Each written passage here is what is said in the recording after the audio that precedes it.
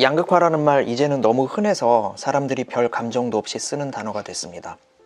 뉴스에서도 나오고 유튜브에서도 나오고 정치인들도 입에 달고 사는 말이죠. 그런데 저는 가끔 이런 생각이 듭니다. 과연 이 단어의 무게를 사람들이 제대로 느끼고 있을까? 왜냐하면 양극화를 진짜 이해한 사람이라면 절대 담담할 수 없기 때문입니다. 공포를 느껴야 정상입니다. 안녕하세요, 월치부입니다. 한국은 이미 두 번의 큰 양극화를 겪었습니다. 한 번은 노무현 정부 시기, 그리고 또 한 번은 문재인 정부 시기였습니다. 그 시기 동안 서울 집값은 한 번이 아니라 두 번, 거의 3배씩 뛰었습니다. 단순히 숫자로만 보면 집값이 좀 올랐네, 이렇게 느낄 수도 있겠죠. 하지만 그 결과는 집을 가진 사람과 끝내 못 가진 사람의 삶을 완전히 다른 궤도로 갈라놓았습니다. 10년 사이에 같은 나라, 같은 도시에서 사는 사람들이 사실상 전혀 다른 계급으로 나뉘어 버린 겁니다. 이게 바로 양극화입니다. 양극화를 제대로 이해하면 이런 생각이 듭니다. 나는 지금 이 정도는 누리며 살고 있는데 내 아이는 과연 이걸 누릴 수 있을까? 이 질문이 머릿속을 떠나지 않게 됩니다. 그런데 이 얘기를 하면 꼭 이런 반응이 나옵니다. 저는 자식 안 낳을 거라서 상관없어요. 굉장히 쿨해 보이죠? 하지만 이 말이야말로 양극화를 전혀 이해하지 못했다는 가장 위험한 신호입니다. 왜냐하면 자식을 낳느냐 안 낳느냐와 상관없이 이 사회는 가족 단위로 움직이기 때문입니다. 자식을 낳고 미래를 고민하는 사람들은 어떻게든 자산을 만들려고 합니다. 집을 사고 버티고 줄이고 참습니다. 반대로 나는 혼자니까 괜찮아 라고 생각하는 순간 현재의 편안함에 너무 쉽게 적응해 버립니다.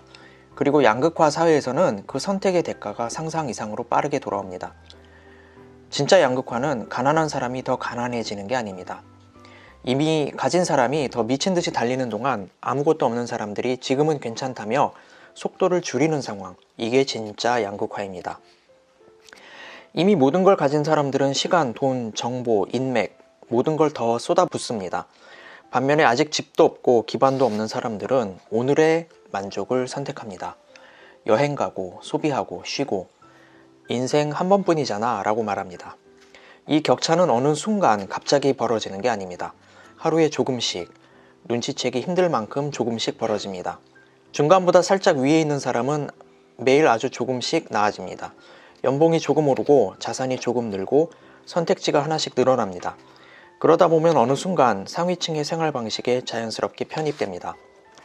반대로 중간보다 살짝 아래에 있는 사람은 매일 아주 조금씩 밀립니다. 월세가 부담되고 전세금이 겁나고 미래 계획이 점점 사라집니다. 그리고 어느 날 되돌릴 수 없는 선을 이미 넘어와 있다는 걸 뒤늦게 깨닫게 됩니다. 사람들이 착각하는 게 하나 있습니다. 망하면 바로 티가 난다고 생각합니다. 아닙니다. 망하는 과정은 굉장히 조용합니다. 젊을 때는 취업도 되고 월급도 나오고 당장 굶지는 않기 때문입니다. 그래서 다들 아직은 괜찮다고 생각합니다. 문제는 정말 망했다는 걸 깨닫는 순간에는 이미 선택지가 거의 없다는 겁니다. 나이가 들면 직장을 다시 구하기 어렵고 그동안 쌓아둔 자산도 없고 집도 없습니다.